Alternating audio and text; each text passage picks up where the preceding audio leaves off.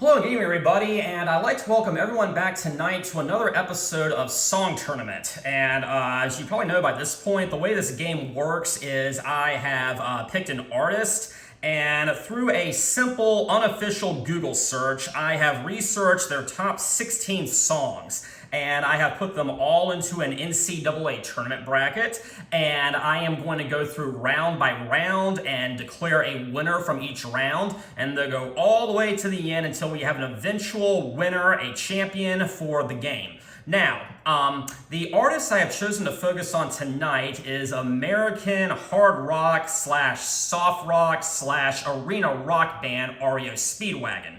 And, before I go any further, a lot of these songs were actually made popular by their live versions or their remixes. Well, the thing is this, for this episode, I am only considering the original studio version. So that means nothing off of Live You Get What You Play For is going to be considered. Nothing off of a decade of rock and roll, 1970 to 1980, is going to be considered. I am only focusing on the original album versions. And so we've got that out of the way.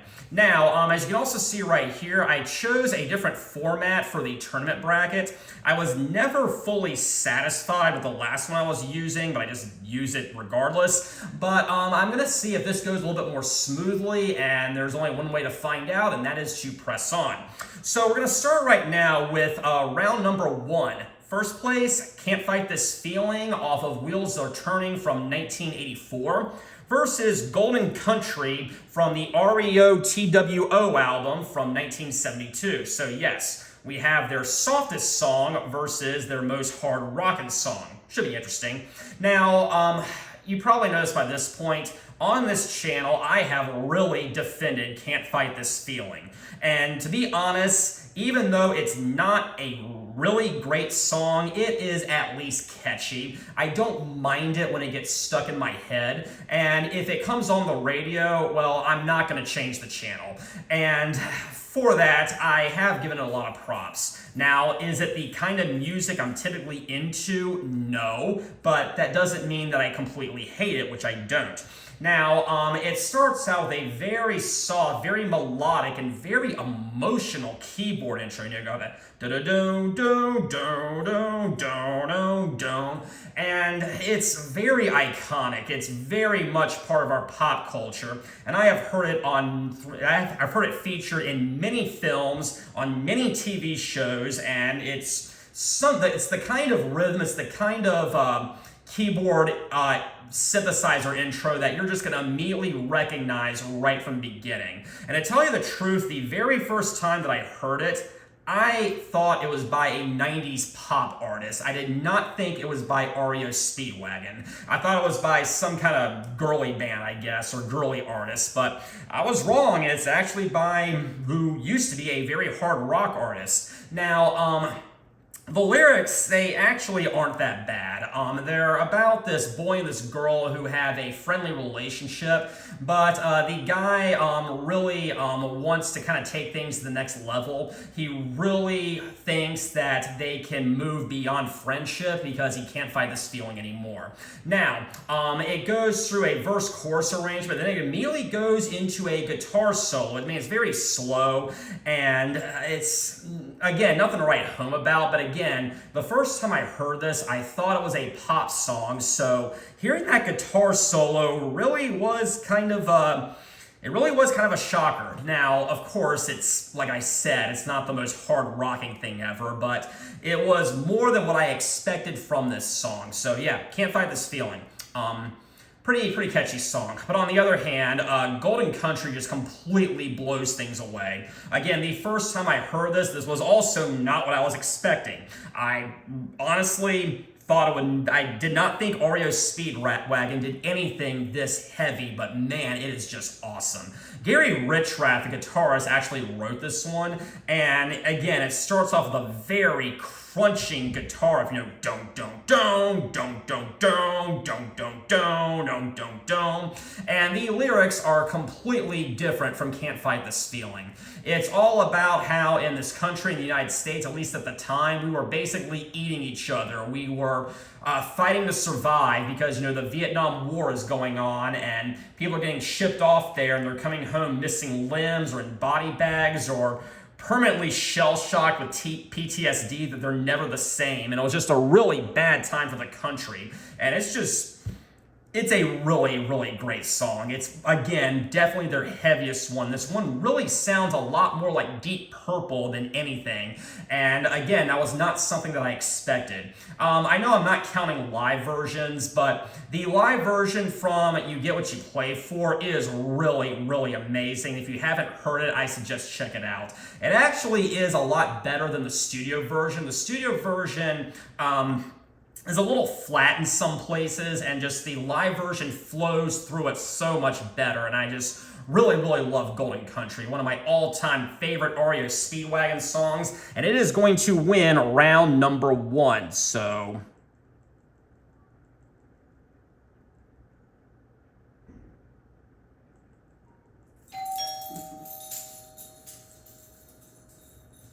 there we go. Sorry, that was a little awkward. So yeah, that's round number 1. Golden Country is the winner. So now we come to round number 2. We have the number 8 seed, That Ain't Love, versus the number 9 seed, One Lonely Night. And both of these come from the 80s period. They all both come from the mid-80s. One Lonely Night is also off Wheels Are Turning, and That Ain't Love is off of Life as We Know It from 1987, which was the last album to feature Gary Richrath. Now, That Ain't Love starts off acoustically, and it does kind of build a little bit, but it actually does get kind of upbeat, which I really do like. And, the rhythm is great. I think the lyrics are pretty solid, and I just like Can't Fight This Feeling. Even though it's not a great song, I do think that it's a very catchy song. One Lonely Night, on the other hand, I have never gravitated towards. It's very, very soft and very melodic and almost dark, but at the same time, there's no kick to it in my opinion. It's just very brooding and very dark. I mean, it's still a pop song, make no mistake about that. It is still very much MTV bait. I'm not sure if it ever got on MTV, but they were definitely shooting for that. I think that one's written by Neil Dowdy, the organist, so I'm pretty sure that's correct. And That Ain't Love was written by Kevin Cronin, but in this particular instance, That Ain't Love is going to advance. I'm not a giant fan of either, but That Ain't Love is catchier, and for that, That Ain't Love is going to advance, so let's see if I can figure this out. Yeah, there we go. Okay. That was round number 2. Round number 3, we have the number 5th seed, Don't Let 'Em Go, versus number 12 seed, In Your Letter. Both of these were off High Infidelity, and at least in my opinion, that was really a point where REO Speedwagon started shifting away from harder rock and really diving into the pop. There was still some great music on there, make no mistake, but to me, at least, it was a significant step down. However, I really do love Don't Let 'Em Go. It's got that Bo Diddy riff, the don't, don't, don't, don't, don't, don't, don't, don't, don't. And we got So You Think That You Got 'Em All Figured Out, and it's a very, very catchy song, but still, the very beginning is led by the bass. Bruce Hall was the bassist, and I just find it so incredibly catchy and unique also. It's not exactly a rhythm that a lot of artists around this time, at least when they're trying to get recognized, really gravitated towards, but REO Speedwagon pulled it off very, very well. Guns N' Roses also did this with Mr. Brownstone, and that was the very first thing I thought of when I heard Don't Let 'Em Go. But yeah, love Don't Let 'Em Go. In Your Letter was a song that it took me a really long time to really latch onto. The very beginning, I was like, yeah, this song sounds kind of stupid. It's just like, in your letter, ooh, in your letter. And I was like, yeah, this sounds dumb. But after I really got past the first 10 seconds or so, I once again found it really catchy.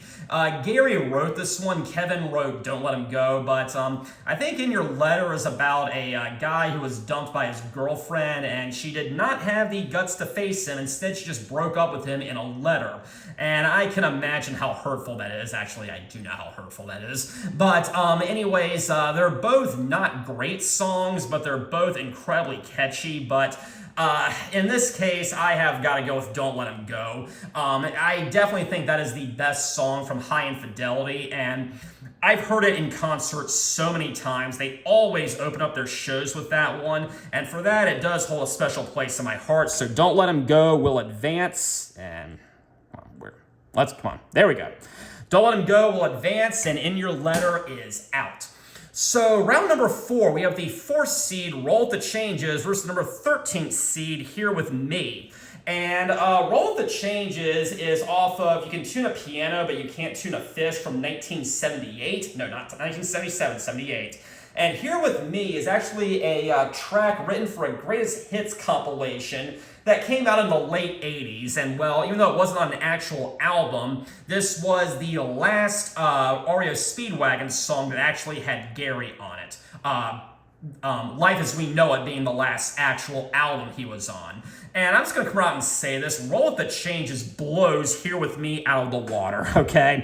I don't care for Here With Me at all, okay? It is another very, very glossy, sappy, oh baby, I love you kind of song, and I'm just not into that, okay? Again, it was really trying to latch on to the popular trends around 1988, and it just did not do it for me. Roll With The Changes, however, is an absolute anthem, okay? It is so much heavier than Here With Me, and it's fast, and it's upbeat, and this was really the song where Kevin started getting his fascination with the word keep, because, you know, we have that, the entire second half of the song is just keep on rolling, you gotta keep on rolling, ooh, and it works so incredibly well. You can also tell that it's very much led also by the piano. I'm not sure who's actually playing the piano. Kevin does play the piano on Roll With The Changes in concert, so he may have actually played the piano on this one, or it might have been Neil, I'm not sure, but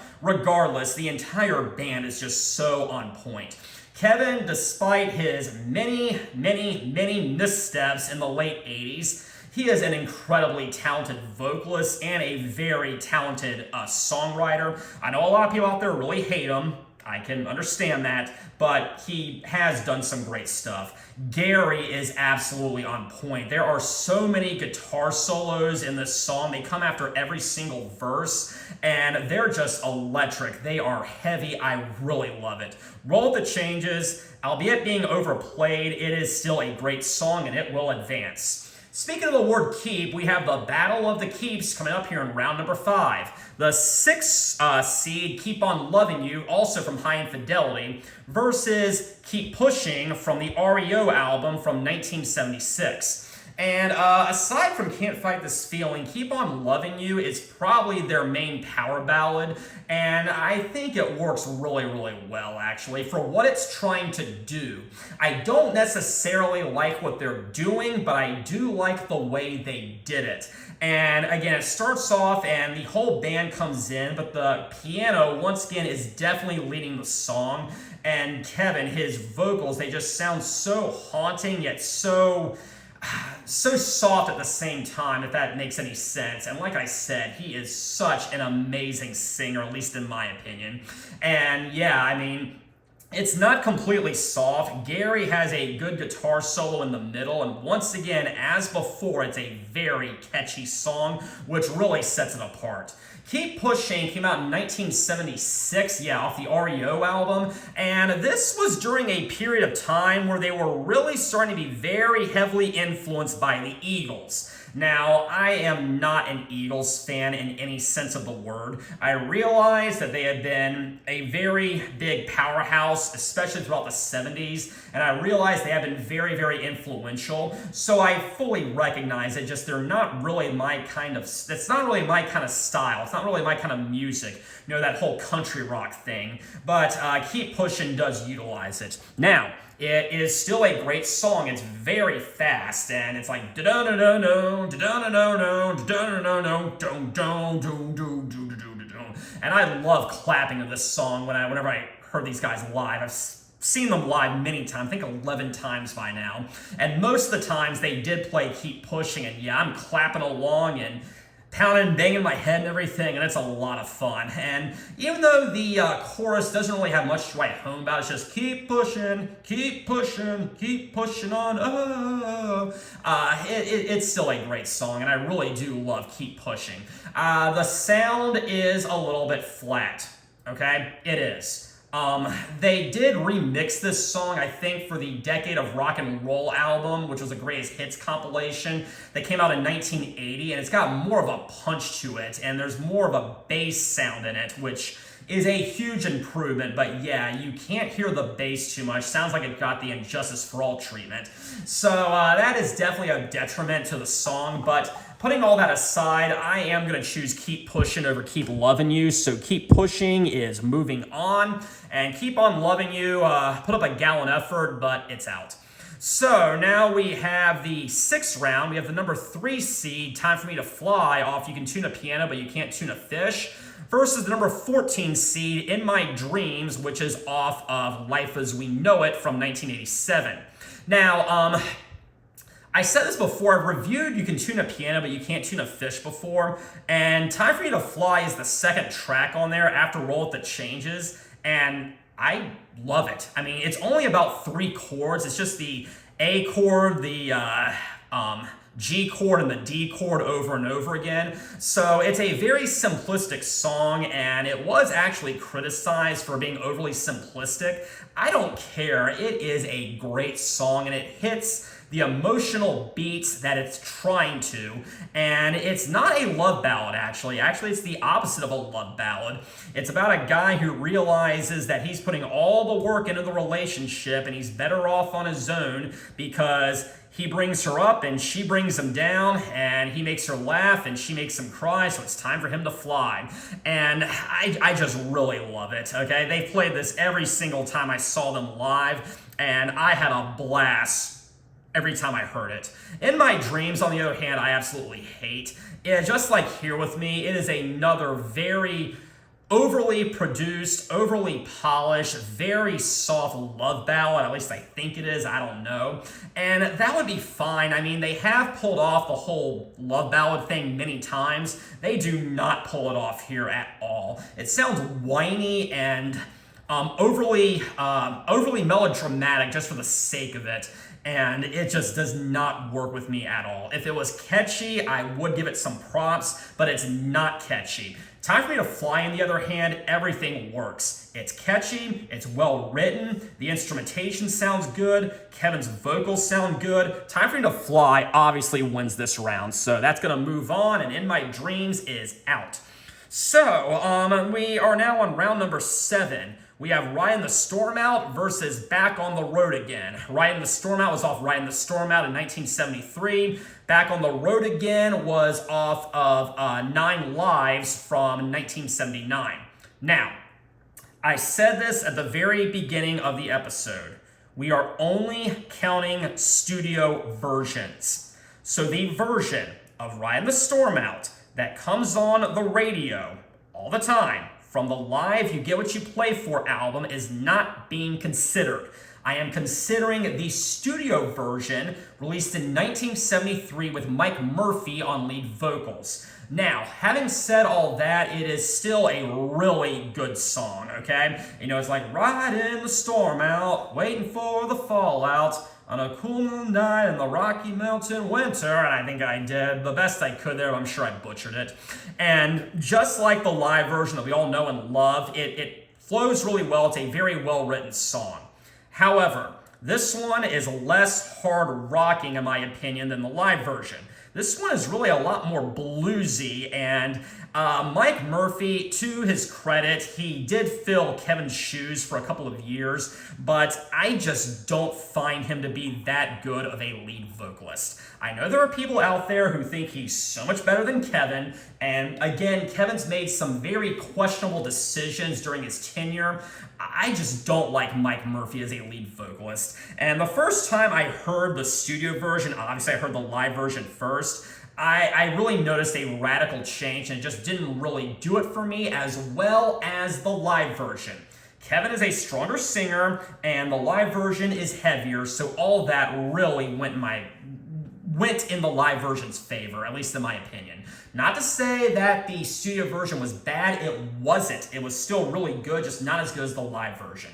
Back on the Road Again is written by Bruce Hall, and Bruce Hall actually takes lead vocals on it, and it's again, it's kind of a bluesier number, but it's got a really good rhythm to it. It's like doom doom doom doom doom doom doom doom doom doom doom doom doom doom doom doom. And back when Bruce was in the band, he's out by this point. He's not part of the Kevin Cronin solo band. They always played this one, and it was another great song to really clap along with. Much slower and much more brooding, but it still was really good. And I am going to give this round to Back on the Road Again over Ride the Storm Out. Now, had we been considering live versions, Ride the Storm Out might have won, but we're not. So the last round for the first round, I guess, is number 2 seed Take It on the Run versus number 15 seed 157 Riverside Avenue. Now, Take It on the Run is another song that is very much a radio hit. It is on the classic rock radio all the time. And the first time I heard it, I was not really into REO Speedwagon at the time, but I thought it was okay, but I thought it was also kind of whiny, and I really just thought that intro, the heard it from a friend who, heard it from a friend who, heard it from another, you've been messing around. I thought Kevin just sounded whiny there, and I just didn't really care for it that much. And funny enough, it was actually written by Gary Richrath, so you would think it was one of Kevin's songs. It actually isn't. I mean, it's still not a bad song. It's still got a really good guitar solo kind of towards the middle, but I always thought it was one of the weaker ones, believe it or not. I do like 157 Riverside Avenue, on the other hand. Obviously, again, the live version is better, the one that Kevin sings on Live You Get What You Play For. But again, I am considering the original version from the original 1971 REO Speedwagon album, the self-titled album. And Kevin was not the lead vocalist, it was Terry Luttrell. I've never been able to say this chap's name correctly, so feel free to correct me in the comments. But it's kind of a boogie song. It's definitely led by the piano. It's like doom doom doom doom doom doom doom doom. It's got a very 50s feel to me, a 50s rock and roll feel to me, at least in my opinion. It reminds me a lot of Paradise by the Dashboard Light by Meatloaf. It just does, actually. Paradise by the Dashboard Light reminds me of 157 Riverside Avenue because this does predate that song by 6 years. But I definitely can hear and feel some similarities there. It does have some good guitar work in it. Every now and then, Gary comes in with his wow wow guitar, and it just really sounds awesome. It's still led by the piano, but it's very upbeat, it's very heavy, and Terry is still a decent lead vocalist. I don't like him as much as Kevin, but I do think he was a pretty solid lead vocalist, but left after one album. So you can probably guess by this point, 157 Riverside Avenue is going to defeat Take It on the Run. So this brings us now to the semifinals. Is that what it is? I don't know. I'm not much of a basketball person. So we have Golden Country versus That Ain't Love, and obviously Golden Country is going to win, okay? Golden Country is just such an epic number in scope. It is such a beast of a song, very heavy. I'm not sure if anyone would ever call this band heavy metal, but Golden Country is certainly the closest they ever came to that. And when you first hear it, you're not going to believe it's REO Speedwagon. I mean, if you're familiar with songs like Keep On Loving You and Can't Fight This Feeling and Take It on the Run, you're just going to be blown away by this song, by how different it is. But man, everything about it just works. The lyrics, the singing, the instrumentation, it's just awesome. So yeah, Golden Country is going to advance, and That Ain't Love is just too poppy.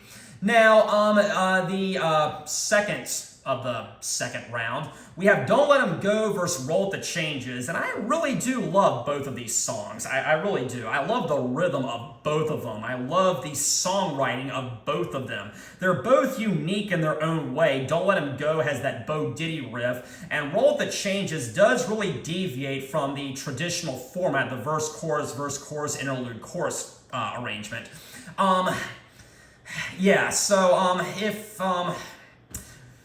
if we were just comparing how these songs sound under the same production, like let's say from a live album or in a concert, it would be a very, very close call. But Roll With The Changes sounds better, it's heavier, and putting all that aside, I think the songwriting is a little bit stronger, and I think Kevin does sound better on it, even though I do think he sounds really good on Don't Let 'Em Go. I'm gonna give this one to Whoa, that wasn't good.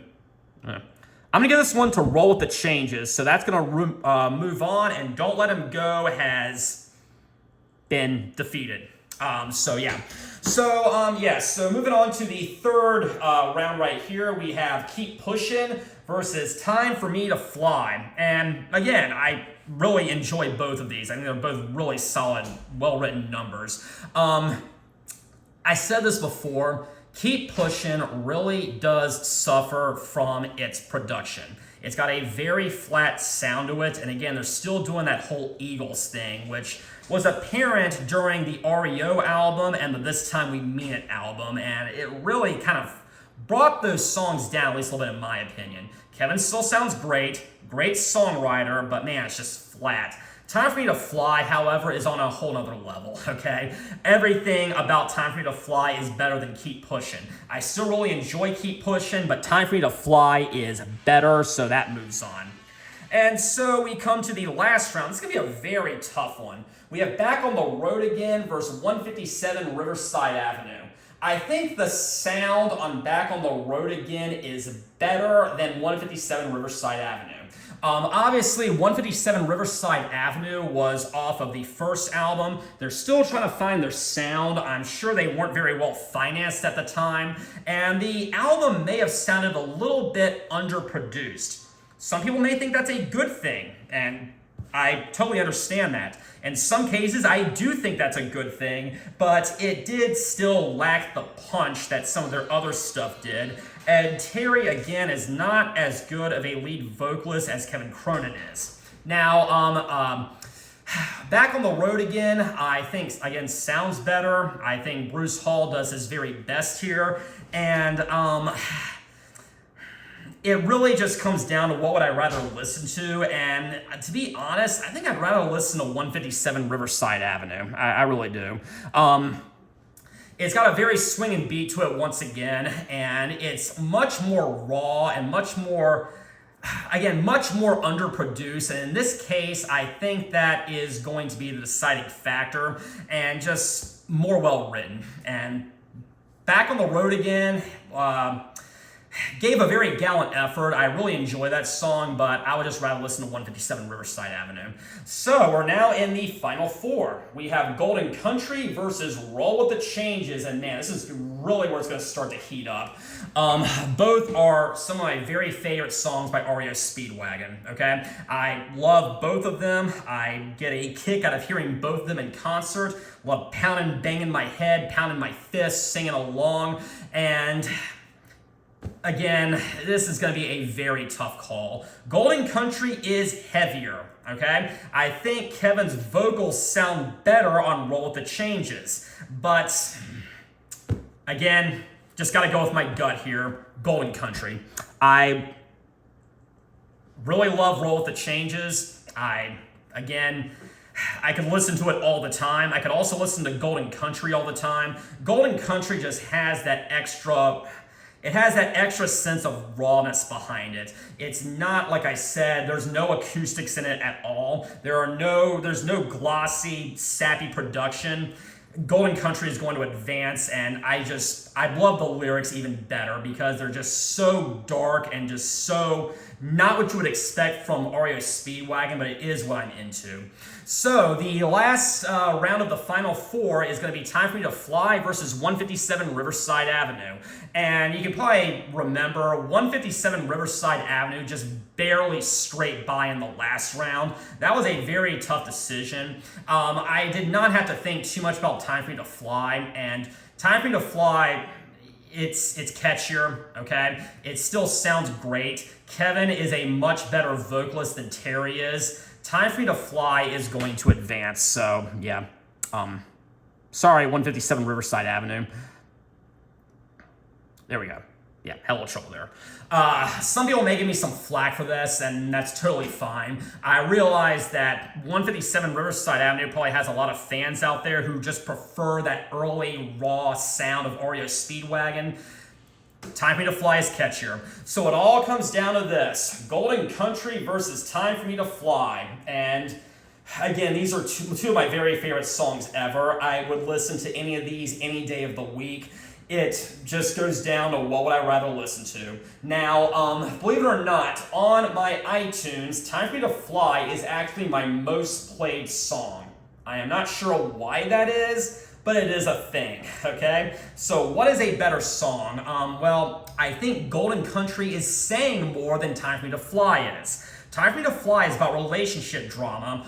Golden Country is more about society and how we treat each other and whether we're going to survive or not. It's definitely got some much deeper lyrics to it. It has a much heavier sound, and it's so much darker than Time for Me to Fly. And again, it's heavier. It's got a very electric guitar solo. Time for Me to Fly never really quite gets that, never quite reaches that level. So again, great things about both of them. Time for Me to Fly is very catchy. Golden Country is heavier and rawer and more deep.